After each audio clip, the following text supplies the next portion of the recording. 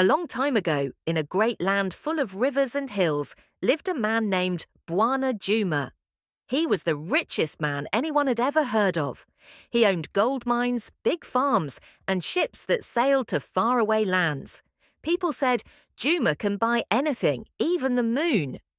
But Juma was not happy. He smiled in public, but at night he sat alone in his palace, feeling empty. One day, Juma heard of a quiet village near the mountains where the air was clean and the people lived simply.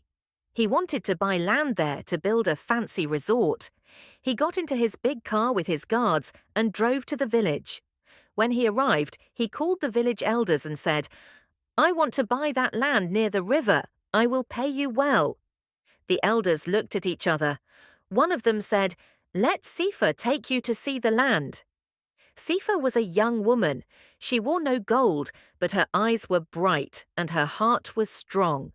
She took Juma through the hills, past trees, and singing birds. As they walked, Juma talked about buildings, swimming pools, and rich tourists. But Sifa stopped and said, "This land is not for sale." Juma laughed. "Everything has a price." "Not this land," Sifa replied. "Our ancestors are buried here. The river gives us water. The trees give us shade.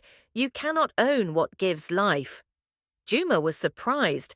No one had ever told him no before. He looked at Sifa and asked, "Who are you to talk like that?" "I am a child of this soil," she said. "We may be poor in money, but we are rich in peace." Juma could not forget her words.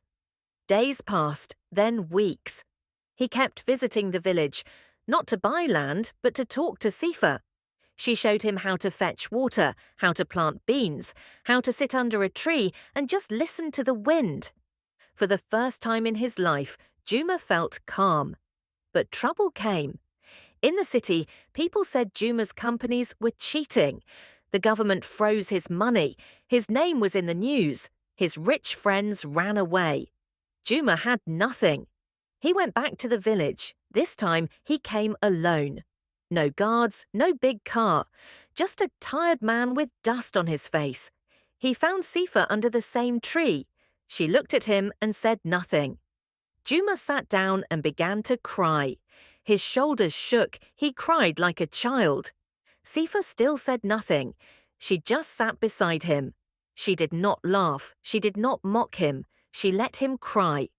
After some time, Juma looked up and asked, "Why are you still here?" Sifa said softly, "Because now you are finally real." From that day, Juma stayed in the village. He helped build a school. He planted trees. He taught children how to read. He lived simply. No gold, no fancy clothes, only peace. Many people later came and asked, "Is this the man who once ruled the world of money?" The villagers said, "Yes."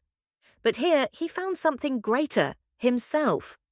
And as for Sifa, she never asked Juma for riches. But her words changed him forever. And that is the story of the woman who made the richest man cry, not with pain, but with truth.